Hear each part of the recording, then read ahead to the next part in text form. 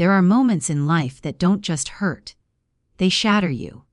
Moments when the people you trusted the most turn into strangers, when betrayal cuts deeper than any blade, and humiliation spreads like wildfire, leaving you exposed, vulnerable, and underestimated. This story begins there, in that dark, silent place where the world thinks you're broken beyond repair. They laughed. They mocked. They thought they had won.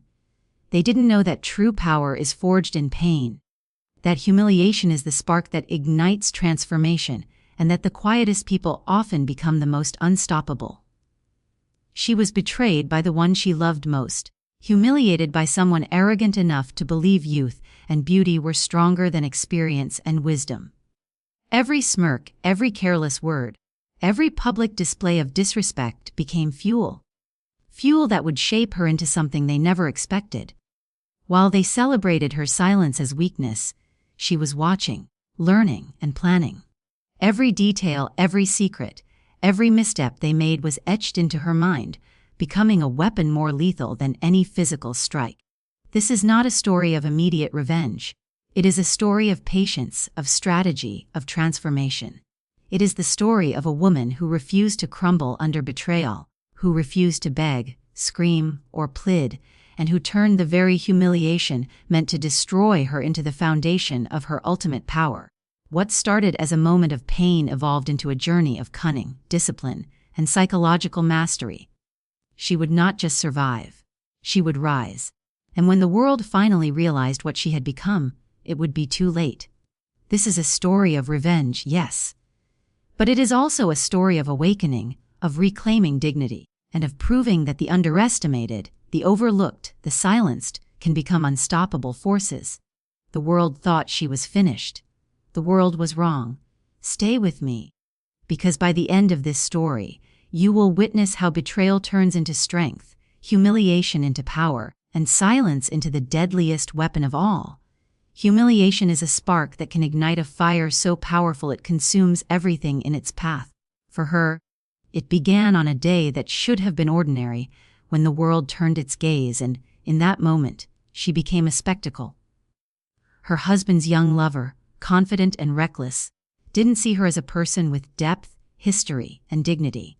She saw her as an obstacle, someone to belittle, to flaunt superiority over, someone whose years and experiences could be dismissed with a cruel laugh or a sarcastic comment. And the worst part, he, her husband, joined in the spectacle, turning private betrayal into public humiliation. People whispered, some laughed, some averted their eyes. She felt her face flush with shame, a burning heat that spread through every nerve. For an instant, it seemed as if she had no control, as if the weight of their mockery could crush her entirely. But humiliation is deceptive. It masks not weakness, but potential. It is the mirror that reflects not just pain, but also the truth of what needs to change, of what power has been stripped, and of what must be reclaimed. In that moment, as laughter echoed in her ears, and judgment glimmered in the eyes of those around her, she made a silent decision. She would not retreat. She would not plead. She would not crumble under the assumptions of youth and arrogance. Instead, she would take the humiliation and turn it into fuel.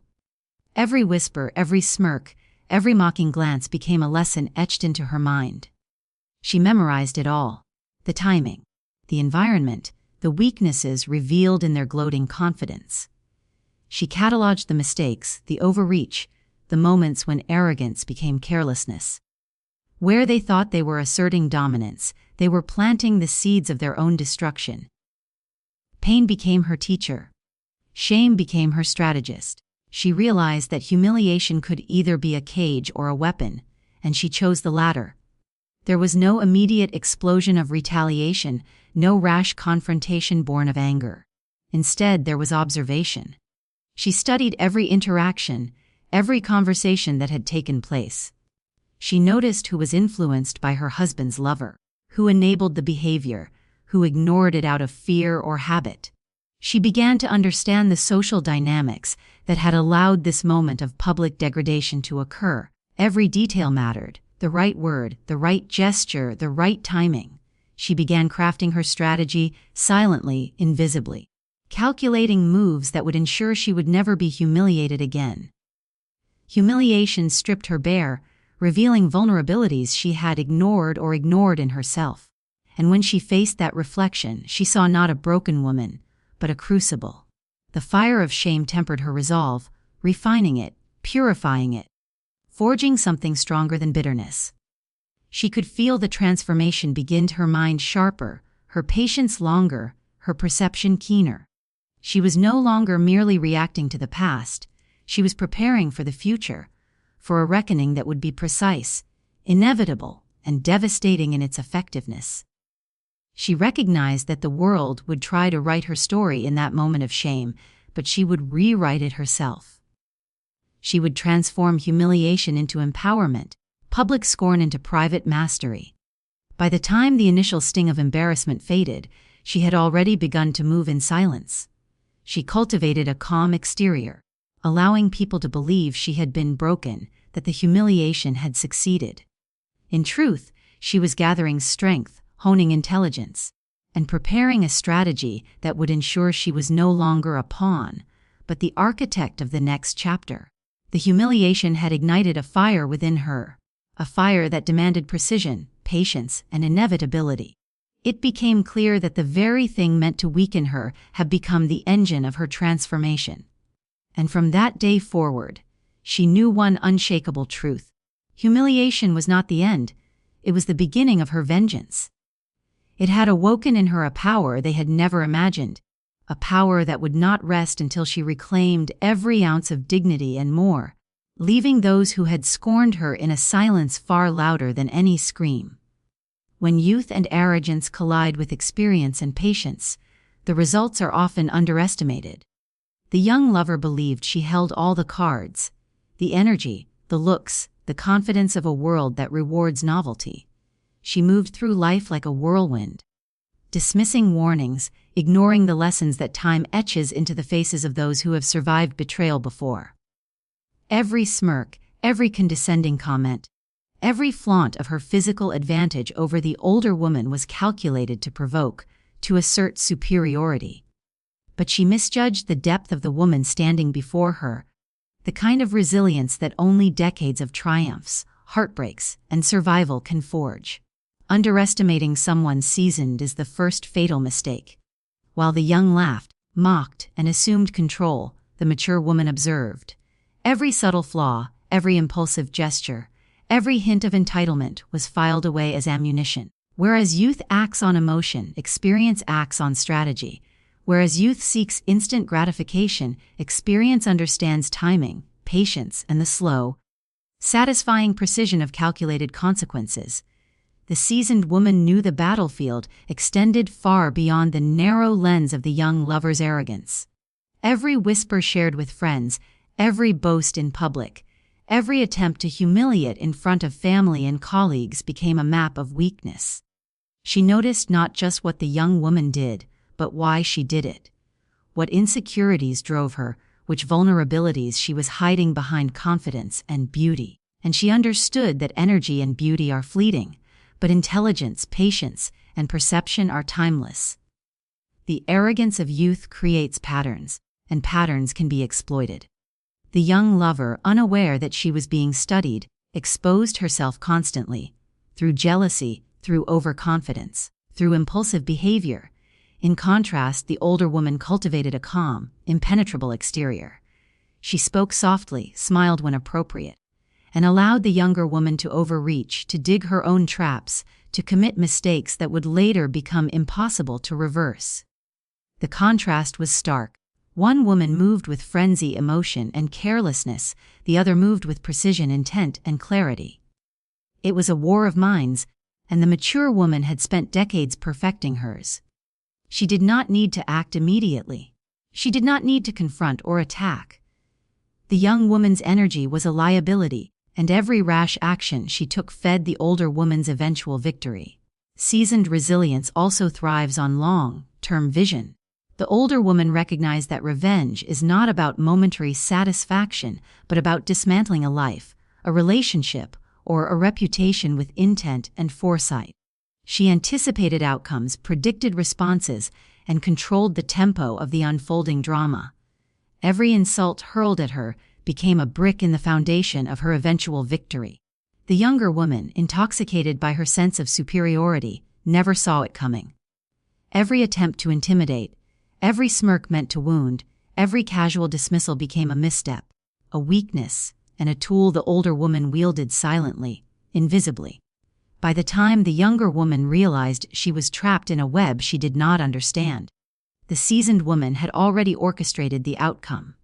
The arrogance of youth had been matched against the patience and insight of experience. And it had lost. The moral is brutal yet simple: confidence without wisdom is a liability, arrogance without strategy is a trap. The seasoned woman proved that resilience, observation, and patience are far more dangerous than raw energy, beauty, or speed. She transformed every slight, every taunt, every sneer into an advantage, turning youthful overconfidence into a mechanism for her ultimate revenge. In the end, the young lover's arrogance became the instrument of her own undoing, while the seasoned woman's resilience became the unstoppable force that rewrote the rules of the game. Revenge does not always require fists, knives, or overt violence. Sometimes the most devastating strikes are invisible, surgical, and social. The older woman understood this instinctively. She realized that physical humiliation could fade, that words could be forgiven, but the destruction of credibility, reputation, and trust lasts a lifetime. She turned her attention to the intangible battlefield, the social world, the networks, the community, the perception others held of her husband and his young lover. While they had assumed she was broken, she began weaving a quiet, lethal strategy that would unravel everything they valued. Reputation, after all, is the currency of influence, opportunity, and respect, and she intended to bankrupt them entirely. Her first move was observation, learning who relied on them, who trusted them, who could be swayed. She cataloged conversations, behaviors, and decisions, identifying cracks that were invisible to the arrogant young lover and the complacent husband. Every misstep they had made in public, every lie they had told to mask insecurities, became a weapon waiting for the right moment. She built alliances quietly, spoke subtly to those who could amplify her influence, and positioned herself as someone they could never suspect of sabotage. To the outside world, she appeared calm, defeated, even fading. But behind that serene facade was a mind orchestrating ruin with precision and patience. She leveraged their vulnerabilities, slowly dismantling their credibility. Contracts were lost not by confrontation, but by whispers that exposed carelessness or dishonesty. Friends began questioning loyalty and integrity. Rumors, carefully planted and quietly verified, spread like wildfire. Each small action compounded into a momentum they could not reverse. She targeted every point where trust intersected with power, eroding it piece by piece. They became paranoid, anxious, defensive, unable to understand how everything they once controlled was slipping from their grasp. Her attack was methodical, silent, and unstoppable. The husband realized too late that influence is more fragile than muscle, and that charm is only temporary without substance to back it up. The young lover, arrogant and reckless, saw doors close, reputations crumble, and networks dissolve around her, with no one daring to blame the older woman directly. By striking at perception, the seasoned woman made every mistake amplify exponentially. Public humiliation, whispered doubt, social alienation, these were her weapons, sharper than any physical blow. Revenge through reputation is slow, deliberate, and infinitely cruel. It allows the avenger to maintain control, manipulate outcomes, and watch the collapse happen without needing to stoop to the enemy's level. It is psychological, surgical, and devastatingly effective. By the time the husband and his lover realized the damage, the social and professional networks they once dominated had abandoned them. Their credibility evaporated, their influence turned to suspicion, and their lives were permanently altered. In the end, revenge through reputation is more than punishment. It is transformation.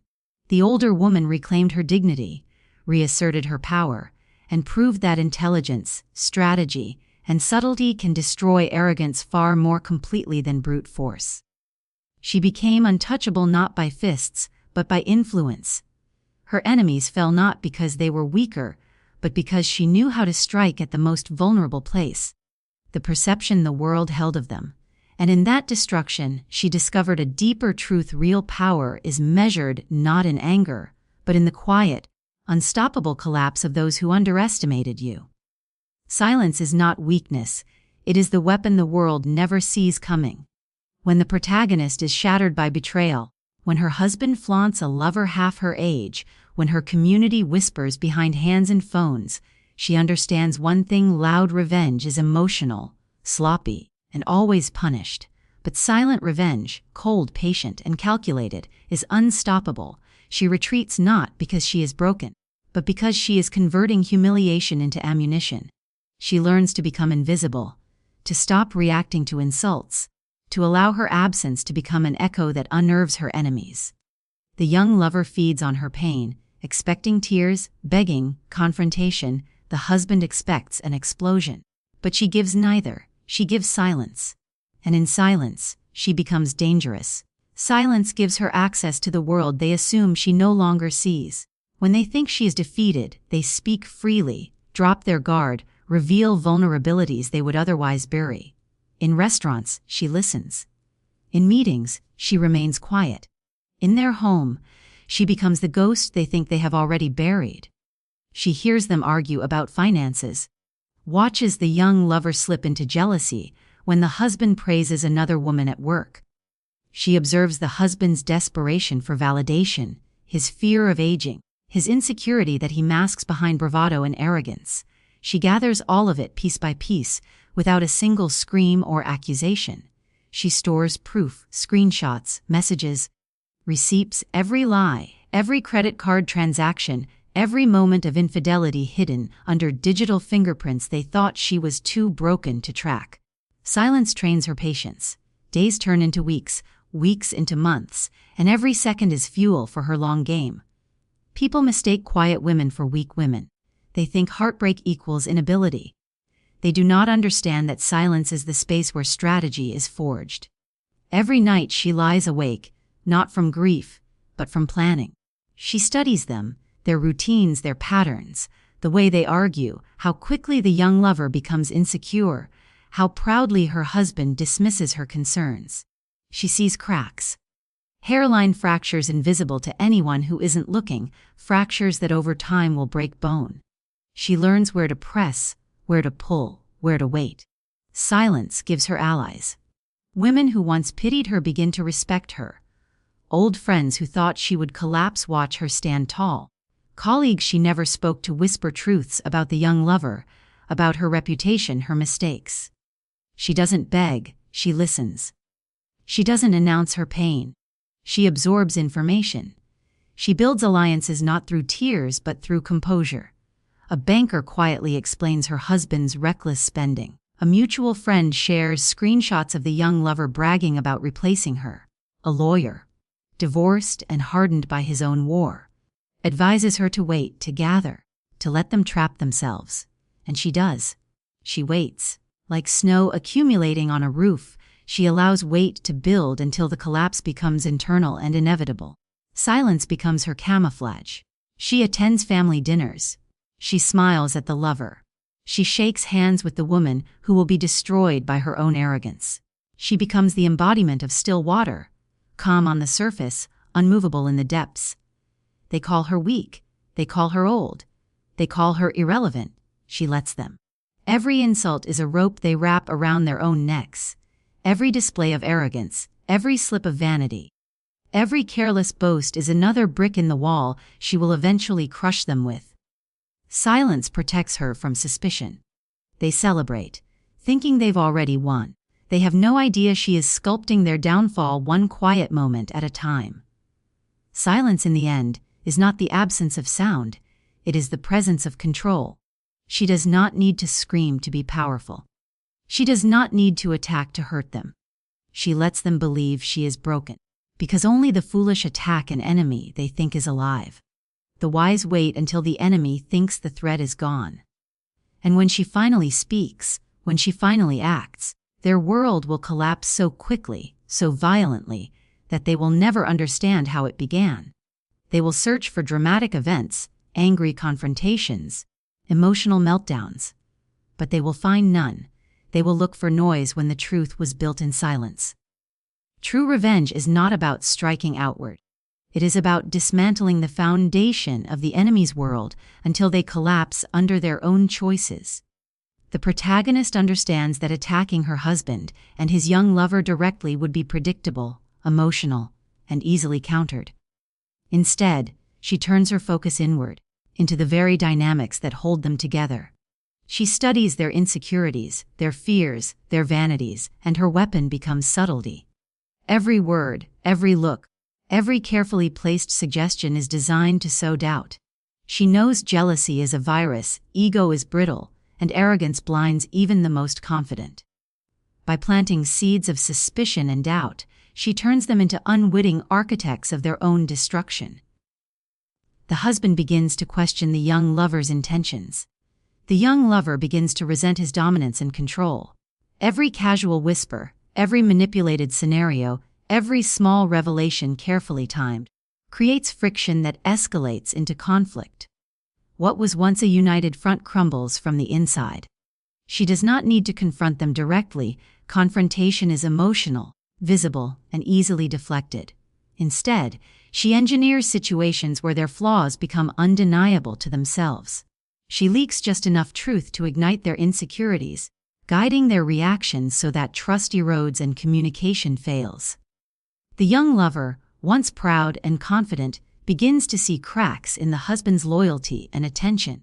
The husband, once assured in his power, begins to perceive the young lover as manipulative, untrustworthy, even dangerous. These insecurities fester, and the pair turns on each other while the protagonist remains distant, calm, and untouchable. She watches, a silent observer of the chaos she orchestrated with precision. Their relationship becomes a battlefield of suspicion, ego clashes, and paranoia, and every step they take toward each other's destruction is a victory she orchestrated without lifting a hand. Her strategy is subtle, but relentless. She leverages their weaknesses with timing, intelligence, and patience. Small triggers, a casual remark, a pointed glance, a suggestion whispered to the wrong friend, compound over days, weeks, and months. Each argument escalates, each betrayal magnifies. What they see as natural conflict is, in reality, the architecture of her revenge. She manipulates their perceptions, nudges their decisions, and allows pride and jealousy to guide them toward choices that isolate them from allies, destroy trust, and magnify insecurities. They are blinded by emotion, arrogance, and assumption, and in that blindness, they execute their own downfall. Destroying the relationship from within requires no visible violence, no immediate satisfaction, only patience, observation, and precision. By the time the husband and young lover realize the fracture, it is irreversible. Their bond, once a source of strength and arrogance, is now a weapon against them, fueled entirely by the insecurities the protagonist carefully nurtured. She did not force them apart, she merely revealed what was already there, guiding them to unravel themselves, and in doing so, she achieves a kind of revenge more complete than any public confrontation or dramatic exposure, quiet, meticulous, and devastatingly effective. By the time she acts openly, the enemy is already weakened, fractured, and vulnerable. Having destroyed the very connection they believed made them untouchable after humiliation, betrayal, and the long, patient orchestration of revenge, the protagonist's ultimate victory is not merely the destruction of her enemies. It is the reclamation of her own dignity and power. She has transformed humiliation into a weapon, arrogance into a trap, and silence into control.